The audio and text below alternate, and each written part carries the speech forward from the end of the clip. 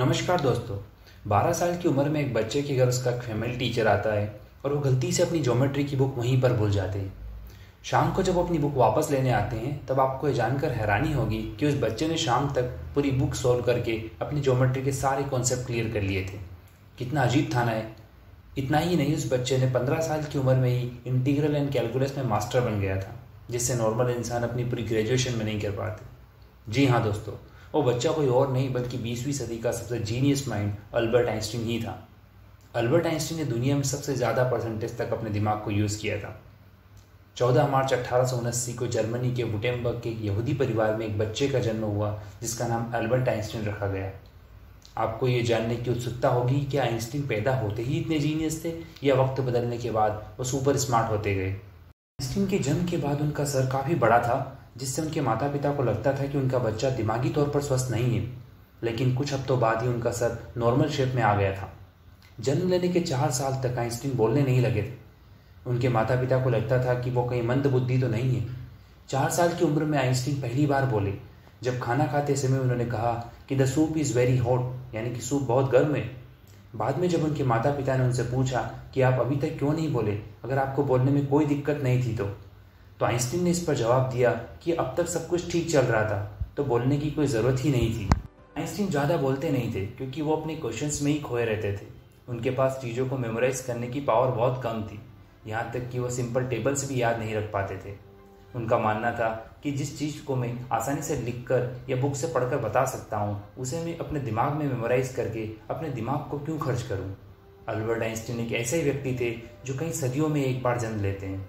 इस super genius mind ने E=mc², theory of relativity और फोटो इलेक्ट्रिक इफेक्ट जैसे सिद्धांत देकर पूरी दुनिया को हैरान परेशान कर दिया था, और इसी कारण आइंस्टीन को 1922 में नोबेल प्राइज़ भी मिला। लेकिन क्या आप जानते हैं कि फ्यूचर के इस नोबेल प्राइज़ विनर को 15 साल की उम्र में स्कूल से निकाल दिया गया था, क्योंकि आइंस्टीन को डिसिप्लिन में रहना पसंद नहीं था। उनका मानना था कि इस तरह से उनकी लाइफ बंधी हुई सी लगती है और वो खुलकर वो नहीं कर सकते जो वो करना चाहते थे। उन्हें आज़ादी पसंद थी। जी हाँ दोस्तों, फैक्ट डिजिटल टीवी के इस वीडियो में मैं आपका स्वागत करता हूँ और आशा करता हूँ आप स्वस्थ होंगे। मेरी आपसे गुजारिश है कि अगर आपने अभी तक हमारे चैनल को सब्सक्राइब नहीं किया है तो प्लीज़ सब्सक्राइब करें, जिससे आपको हमारे अगले वीडियोस की जानकारी मिलती रहेगी। दोस्तों, आइंस्टीन की थ्योरी से पूरी दुनिया स्तब्ध थी, क्योंकि आइंस्टीन ने कभी अपनी थ्योरीज पर कोई एक्सपेरिमेंट नहीं किया। आइंस्टीन की थ्योरी उनकी कल्पनाओं में जन्म लेती थी और गणितीय समीकरणों से साबित होती थी। वो अपने रिसर्च करते समय कभी पेन और पेंसिल के साथ नहीं बैठते थे। वो अपने दिमाग से ही सब कुछ इमेजिन कर लिया करते थे और अपनी कल्पनाओं को मैथमेटिकल फार्मूला से प्रूव कर देते थे। अल्बर्ट आइंस्टीन का मानना था कि imagination is more important then knowledge. यदि आप किसी चीज़ को इमेजिन नहीं कर सकते तो आप उसे हासिल भी नहीं कर सकते। इसी इमेजिनेशन के चलते आइंस्टीन सर को आइजैक न्यूटन के दिए गए गति के नियम खटक रहे थे। उनके दिमाग में अब सवालों का तूफान आने लगा था। न्यूटन के लॉ के मुताबिक इस ब्रह्मांड के कण कण में गति मौजूद है। न्यूटन के नियमों के बाद ही हम इंसानों ने गति को समझा, और न्यूटन के नियम के बाद ही हमने गति को एक नए दृष्टिकोण से देखा। न्यूटन ने बताया कि गति हमेशा किसी और ऑब्जेक्ट के रिलेटिव होती है। जैसे अगर आप किसी ट्रेन में बैठे हो तो आपको प्लेटफॉर्म पर खड़े सभी लोग उसी स्पीड में चलते दिखाई देंगे, जबकि आपकी सामने की सीट पर बैठा आपका दोस्त आपको स्थिर दिखाई देगा। मीन्स उसकी गति 0 होगी। इसका मतलब था कि गति को किसके सापेक्ष यानी रिलेटिव में देख रहे हो, ये उस चीज़ पर प्रभावित होती है। हम इसे एक और तरीके से देखते हैं। जैसा कि हम सबको पता है कि हमारी पृथ्वी लगातार घूम रही है, लेकिन हम पृथ्वी पर ऐसा महसूस नहीं होता। जबकि आप स्पेस में जाकर देखोगे तो हमें वो एक्चुअल में घूमती हुई दिखाई देगी और उसमें रहने वाले लोग भी घूमते हुए दिखाई देंगे, जबकि पृथ्वी पर हमें ऐसा कुछ भी महसूस नहीं होता। ये ठीक उसी तरह है जैसे सूरज हमें पृथ्वी से स्थिर दिखाई देता है, लेकिन अगर आप स्पेस में देखते हो तो सूर्य मिल्की वे गैलेक्सी के चक्कर लगा रहा है। इस बात को दुनिया ने माना भी और समझा भी कि गति हमेशा रिलेटिव होती है, और ये इस बात पर निर्भर करती है कि हम इसे किसके रिलेटिव होकर देख रहे हैं। साथ ही क्लासिकल फिजिक्स के नियम के मुताबिक समय हमेशा कांस्टेंट रहता है, चाहे आप पृथ्वी पर हो या अंतरिक्ष में। पूरी दुनिया के साइंटिस्ट भी इस बात को मानते थे कि समय पूरे ब्रह्मांड की नींव है और ये सब जगह सेम है, जो फिजिक्स के हिसाब से सही भी था। लेकिन आइंस्टीन का दिमाग शायद फिजिक्स की दुनिया में तहलका मचाने के लिए ही बना था। न्यूटन के इन गति के नियमों को 19वीं सदी में आकर चुनौती मिली, जब मैक्सवेल नामक एक साइंटिस्ट के सिद्धांतों पर परीक्षण किया गया। तब ये पता चला कि ब्रह्मांड में एक ऐसी भी गति मौजूद है जो किसी के रिलेटिव नहीं है, बल्कि वो गति एब्सोल्यूट है। जो किसी चीज़ पर निर्भर नहीं करती और ना ही प्रभावित होती है। वो गति है प्रकाश की गति, यानी स्पीड ऑफ लाइट, जिसका मान 3 लाख किलोमीटर प्रति सेकंड है। इसका मतलब था कि आप लाइट की गति को चलते हुए स्पेसशिप से देखो या अंतरिक्ष में जाकर देखो या कहीं और से, यह आपको एक समान ही दिखेगी। और यही बात मैक्सवेल ने अपने समीकरण से साबित की। प्रकाश की इस कांस्टेंट गति ने अल्बर्ट आइंस्टीन के दिमाग में खलबली मचा दी। वो अब न्यूटन के दिए गए रिलेटिविटी के नियमों को पचा नहीं पा रहे थे। दोस्तों, जहां पर साइंटिस्ट की सोच खत्म होती है वहां से आइंस्टीन की सोच शुरू होती है। इसलिए उनके दिमाग में अब कल्पनाओं के दरवाजे एक बार फिर खुल गए थे। इन्हीं कल्पना में अल्बर्ट आइंस्टीन ने एक ऐसी खोज कर दी जिसने पूरी दुनिया को झोंका दिया, और इस खोज ने फिजिक्स के सिद्धांतों को हिलाकर रख दिया।